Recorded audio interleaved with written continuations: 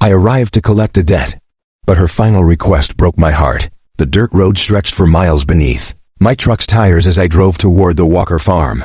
The late afternoon sun hung low in the sky, painting the fields of Kansas in shades of gold and amber. Normally, I enjoyed drives like this.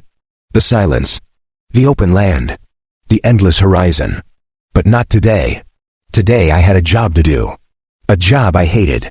My name is Ethan Carter, and for nearly 12 years, I had worked as a debt recovery officer for a regional agricultural bank. When farmers fell behind on their loans, I was the person sent to deliver the bad news.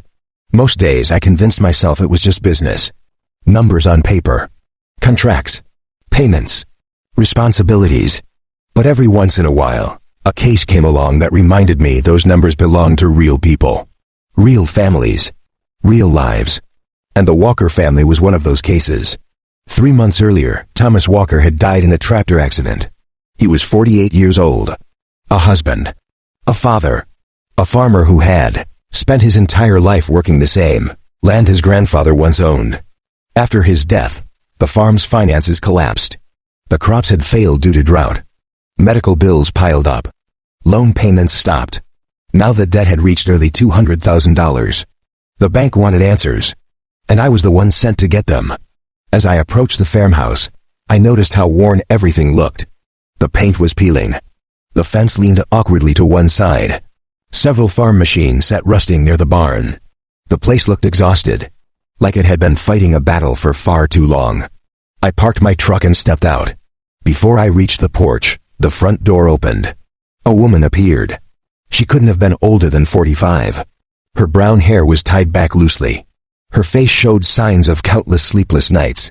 Yet despite the hardship written across her features, there was dignity in the way she stood. "Mrs. Walker?" I asked. She nodded. "You must be from the bank." I hated hearing those words, because everyone knew why I was there. Nobody from the bank ever visited to bring good news. "I'm Ethan Carter." She forced a small smile. "Come inside." The house felt warm despite its simplicity. Family photographs lined the walls. Children's drawings hung on the refrigerator. The scent of fresh bread filled the air. For a moment, it felt less like a struggling farm and more like a home, desperately trying to hold itself together. We sat at the kitchen table. I opened my briefcase. She already knew what was coming. "The bank is concerned about the missed payments," I began carefully. Her eyes lowered.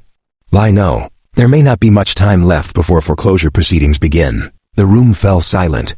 I expected anger, tears, desperation.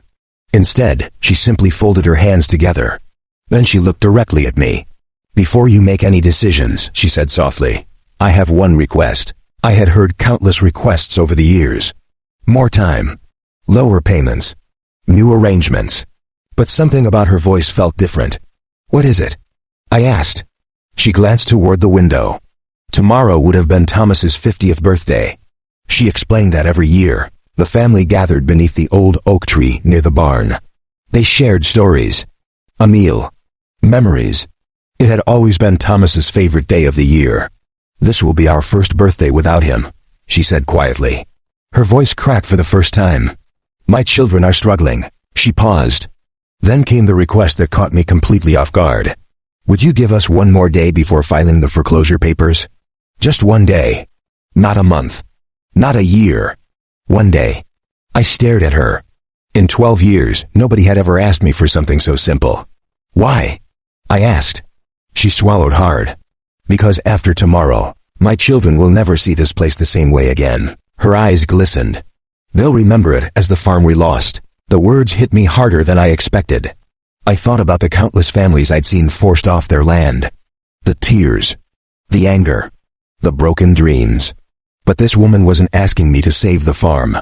She wasn't asking for a miracle. She was asking for a memory. One final good memory. I told her I would see what I could do. As I stood to leave, she thanked me. Then something on the wall caught my attention. A photograph. Thomas Walker stood smiling beside two young children. A little girl and a little boy. Both looked impossibly proud. "Your kids?" I asked. She smiled. "Vemma and Noah." The smile faded quickly. "They miss their father every day." That night I couldn't sleep.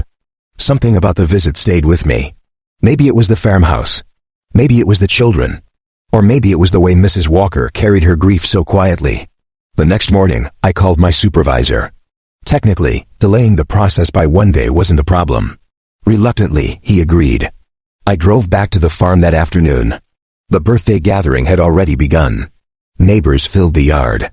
Children played near the barn. Laughter echoed across the fields. For the first time, the farm felt alive. Mrs. Walker seemed surprised to see me. "I thought you'd already left town." "I did," I replied. Then I held up a pie from a local bakery.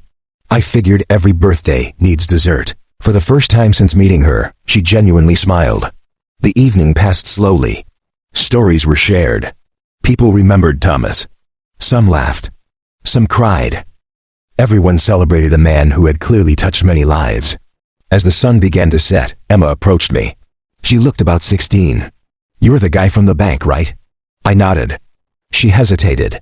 Then she handed me a folded envelope. "My dad wanted you to have this." Confused, I looked at her. "Your dad?" She nodded. "He wrote several letters before he died." My hands trembled slightly as I opened it. The letter was addressed, "To whoever comes for the farm." I began reading. The words changed everything. Thomas wrote that he knew the farm might not survive without him. He knew debts existed. He knew someone would eventually arrive to collect. But instead of blaming that person, he asked for understanding.